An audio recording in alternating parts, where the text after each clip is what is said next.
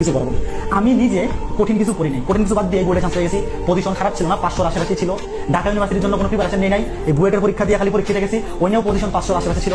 1 number না 1.5 number 2 নাম্বারের জন্য মেডিকেলে চান্স পাই নাই। আমাদের সময় প্রশ্ন আউট হয়ে গেছিল, 15 ব্যাচের সময় মেডিকেলের প্রশ্ন আউট হয়ে গেছিল। মিনিমাম ছিল 73.75, আমি পাইছিলাম 1.5, মানে আর 2.25 আড়াই পাইলে চান্স পেয়ে যেত।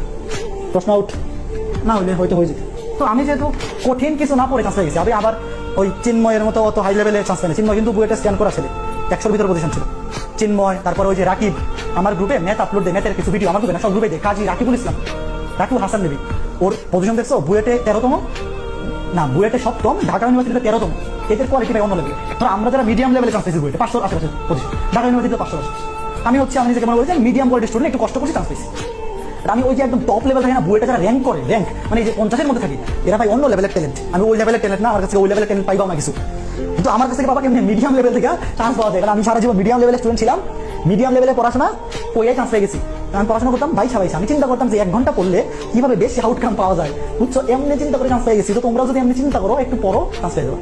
বাট বুয়েটে হয়তো তুমি যদি বুয়েটে 100-র ভিতর থাকতে চাও, বুয়েটে তুমি যদি 100-র ভিতর চান্স পেতে চাও, মানে পজিশন 100-র ভিতর, তাইলে তোমাকে আরো অনেক বেশি করতে হবে। তাইলে আমি যে সমস্ত ম্যাথ পড়াবো না, এগুলো তোমার করতে হবে। কারণ এখানে যারা বুয়েটে 100-র ভিতর থাকে, ওরা এমন কোনো টপিক নাই যেটা পড়ে না, তোমার করতে হবে। বাট তুমি যদি বুয়েটে 500-র মধ্যে চান্স পেতে চাও, তোমার যে কোনো আমি যেমন পড়াইতেছি, তোমরা যদি সবগুলো অধ্যায় খালি পড়া থাকে, অটো চান্স হবে, অটো চান্স। পরীক্ষা দিবা চান্স হবে, পরীক্ষা দিবা। আর রুয়েট কুয়েটা তো তুমি অ্যাটেন্ড করলেই চান্স।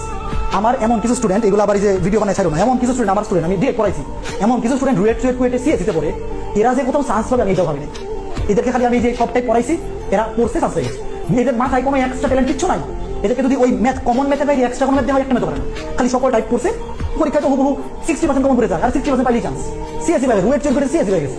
এরকম একটা অবস্থা। মানে এই দেশে আসলে মেধা খুবই, পুরোপুরি মেধা আছে কিন্তু পড়ে না, পুরোপুরি পড়াশোনাই করে না, একদমই পড়াশোনা করে না। খালি তুমি যদি একটু পড়ো তাহলে চান্স পেয়ে যাবে, একটু যদি পড়ো তাহলে চান্স পেয়ে যাবে। ভাই রাকিব ভাইয়া কোন সাবজেক্ট পড়ে? রাকিব ভাইয়া সিএসিতে পড়ে, সিএসি। যে রাকিব, শোনো, রাকিব, তারপরে একজন আছে না রাতুল, ফিজিক্স পড়ায় রাতুল, এরা প্রচন্ড মেধাবী। মানে পড়ায় কেমন জানি না, ভালোই পড়াই দিচ্ছে, কিন্তু এরা হচ্ছে নিজেরা খুবই মেধাবী। অনেক সময় হয় যে মনে করি আমি মিডিয়াম স্টুডেন্ট কিন্তু পড়াই ভালো, বাট ওরা হচ্ছে তোমার, আমি বুয়েটে যারা ধরো 20 বা 30-এর মধ্যে পজিশন থাকি বা 50-এর মধ্যে, এরা হাই লেভেলের ট্যালেন্ট, এরা এত ট্যালেন্ট তুমি চিন্তা করতে পারো। এই যে রাতুল মানে যে আরে ফিজিক্সের রাতুল, ও হচ্ছে আমার গ্রুপ, মানে আমার হলে থাকতো, আমি 15 ব্যাচ ও 16 ব্যাচ, আমার এক ব্যাচ জুনিয়র। তো ওরে আমি খুব কাছাকাছি দেখছি, মানে হচ্ছে এত ট্যালেন্ট একটা ছেলে ভাই, মানে এমন কিছু নাই সে পারে না।